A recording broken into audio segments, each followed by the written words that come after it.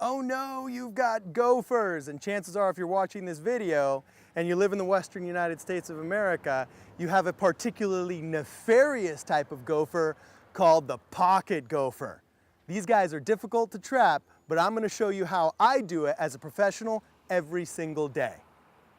Now, philosophers say, know thine enemy, and pocket gophers mean business. They spend 99.9% of their life underground feeding off of roots. In fact, the term rodent comes from the Greek word to gnaw, and that's exactly what they're doing. They are gnawing on all the tree roots and the plants inside of your flower beds, underneath the base of your plants, your rose bushes, so on and so forth. Here in California, people with gazanias, forget it. You're gonna have a hillside full of gophers. So you have to keep this in mind if you're going to trap them. Now, in order to trap gophers, first you have to know how they live and you have to have the proper tools. I'm gonna tell you how they live. Now let's focus on the tools. First, you need a good trap. There's many different types of traps out there and they all work. I prefer the gopher getter trap because it's reusable and it's clean. The Victor gopher traps, for example, that you can buy at Lowe's or at Home Depot, they're a bloody mess when you bring up that gopher. So I like these because they're very clean and they're very efficient.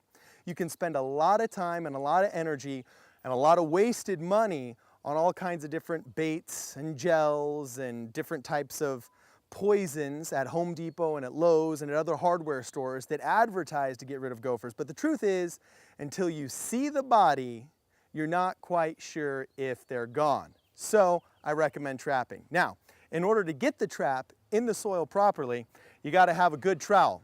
I recommend the ones you can buy at Home Depot with the green handles and the serrated edge. It makes it easier to cut around dirt and sod.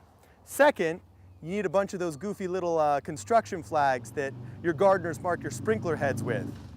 Next, you're gonna need a brick in order to cover the trap. And if you've done everything right and you wanna speed the process up a little bit of peanut butter never hurt anybody. Now, once you have all the proper tools, let's go find your gopher mound. These aren't mole mounds, these aren't vole huts, these are gopher mounds. And you can tell they're gophers because they've got this crescent shape to them with a little dirt cap in the middle.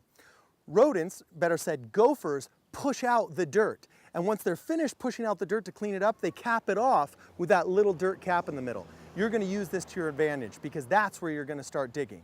But before you start digging, you gotta find the tunnel system. So what I do is I take a long screwdriver, or sometimes even the construction flag itself, and I probe around that crescent-shaped mound. Once you feel the probe slip, you know you found a tunnel, and that's where you start digging.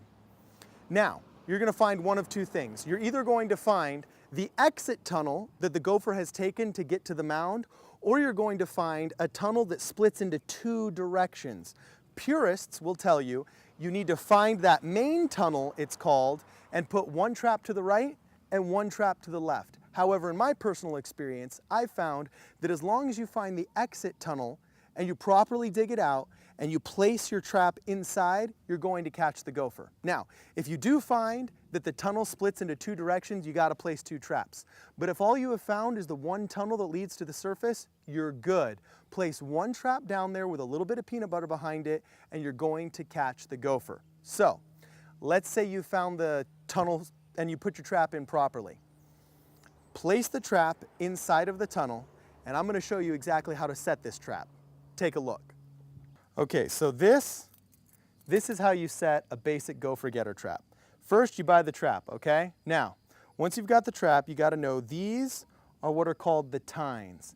These are the parts that are actually gonna wrap around the gopher, okay, and kill the gopher. Now you take this little metal nub that you see at the end of the trigger relay right there, and you make sure that it's grabbing down onto the tines, okay? Once you have it, it should look something like this. Now make sure the back half of that trigger relay goes inside that little corner of the trigger. Right there, you see how that's going over it? Now, if it's set properly, this nub should be holding the tines down, and the back of that nub should be right there in the back of the trigger. Perfect. Now hold down onto it like this and make sure you hold very carefully or else you're gonna hurt yourself in the next step. Now with one motion, you should be able to twist this trap around and set it. And slowly let go of the trigger. Make sure you don't have anything in front of the tines or else you're gonna hurt yourself. And the idea is that now the trigger is properly set. And if you've got a hole right here, you can stick it inside of the hole, okay? And the gopher is going to come through the tines. It's going to find the little trigger right here. It's going to hit the trigger and snap. You've caught your gopher. So once again, really fast. Take the trap, open the tines, make sure the first nub is over the tines and the back of that trigger relay is caught in the back trigger right there. Perfect. And then with one fell swoop, you set the trap and it's ready to rock and roll. Now, once you've placed the trap properly inside of the tunnel, you're going to cover it with a half brick or with a stone or with a paver stone or anything heavy that's going to keep dogs digging into it, okay? And before you place that trap, I put on the back of all of my gopher traps a long string, okay? This is so that A, I can mark it with a construction flag so it's easy to find later, but also because sometimes when that trap snaps, the gopher will push back into its galleries, into its tunnels, and you're going to lose a $10 trap.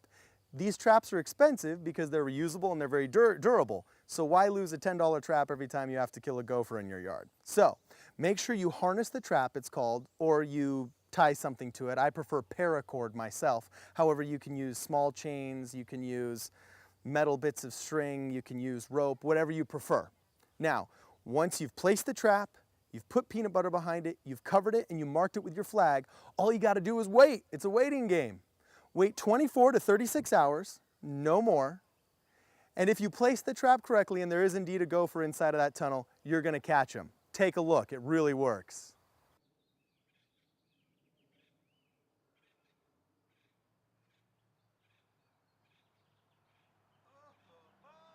And remember, if you've waited more than 24 to 36 hours with no luck in your trap, it's probably because the gopher figured out what it was, buried the trap, and moved along.